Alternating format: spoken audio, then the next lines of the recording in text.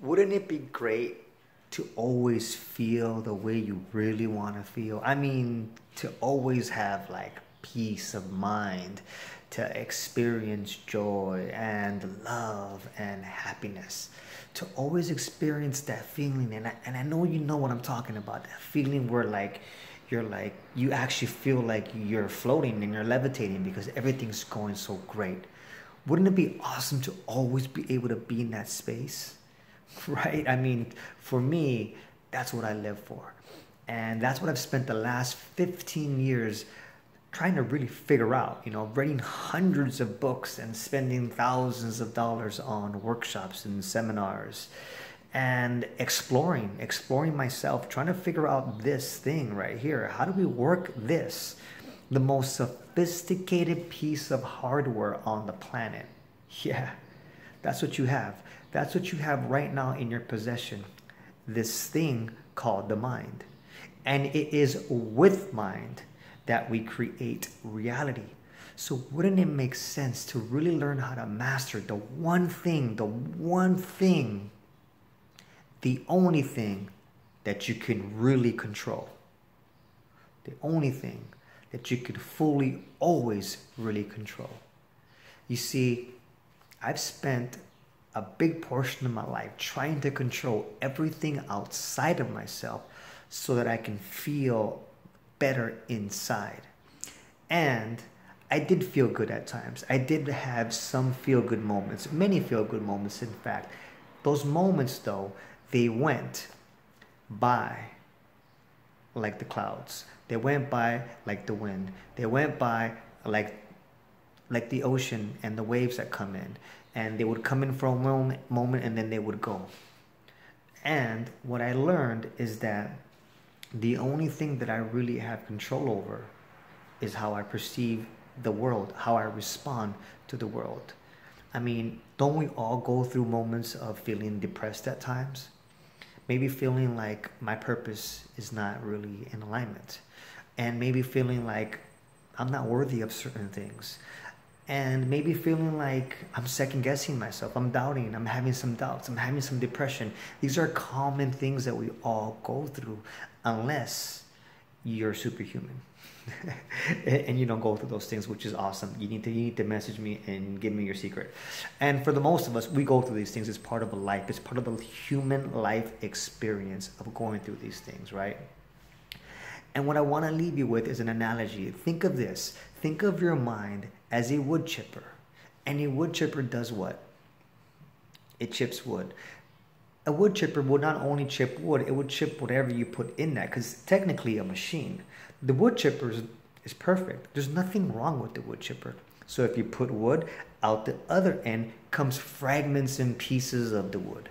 If you was to put this couch in the wood chipper, out the other end would come various fragments and pieces of the couch, right? Just like if you was to put a piece of metal or some foam, again, out the other end would come pieces and fragments of that foam or that metal, right? It would only make sense. The wood chipper is like our minds, you see, and we have daily opportunities for what we put into our minds. What we put into our minds becomes the diet, the diet that we feed ourselves. So just like what you put into your body, with the food that you eat in, that you intake, the food that you take into your body produces a certain health. It can produce diarrhea or it can produce a healthy body. You can also produce mental diarrhea by the stuff that you're inputting into your mind. Now I get it. You might say, well, there's just all kinds of things happening and I don't have a choice of my environment. And sometimes that's true. Sometimes we're in certain environments that we don't want to really be in and we're absorbing that environment. But for the most part, we do get to choose our environment and we get to choose our responses to our environment, which is the most key elemental thing.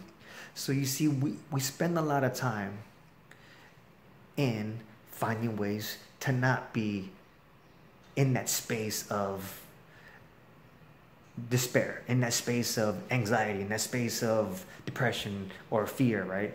And so we want to get rid of that. We want to get rid of that chatter that's in the mind, right? So what do? We practice mindfulness meditation maybe, or we practice some sort of technique that takes us out of that space. And that's great. But let me ask you this.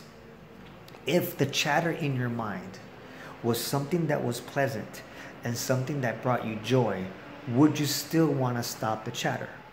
Would you still want to disassociate yourself from the chatter? Or would you want to live in the chatter? Would you want to experience the chatter? You see, the chatter is not the problem. You can never stop the chatter of the mind, by the way. Let me just say that, because it's designed to chatter. It's designed to talk. But what you can do is you can feed it. You can feed it things that are conducive to the type of feelings you want to have. You are in control of that. And I'm going to leave you with this tip. Today, just be really mindful of the things that you're interested in, of the conversations you're interested in, of the post that you are reading. This is a prime example. The mere fact that you're watching this video right now is proof that you're interested, you're feeding your mind something that's positive. So look at your whole day like that. What are you feeding the mind is the number one thing that I want you to look at today. The second thing I want you to look at as well is what I talked about a little bit earlier, was about being mindful. Yes, being an observer of the observed. Be the observer of the observer. Be the observer of the observer. So watching your thoughts, watching your mind. As I'm speaking into this video right now, I am observing me speaking and expressing, and I'm intuitively coming from a space of channeling what is Spirit wanting to speak through me. I'm observing all of this going on, so I'm in control of the things that I say and the things that are being expressed, but I'm watching the watcher. Watch the watcher today. Watch the watcher. Pay attention to what the watcher is focused on, because you're in total control of that, aren't you? You are in total control of that, and you are sitting with the most sophisticated technology on the planet right now in your hands, in your head. That's kind of like in your hands, because you have control of that. Anyway, you guys know what I mean, right? You guys have the possession of a mind. Now I get it. It's not all about mind. And mind is a powerful tool, isn't it? It is. It's a powerful tool. And it's with mind that we can elevate ourselves. It is with mind that Spirit gets to express itself through you as you and evolve you to become a spiritually perfected being. Now, it doesn't mean you need to be perfect. It just means the process.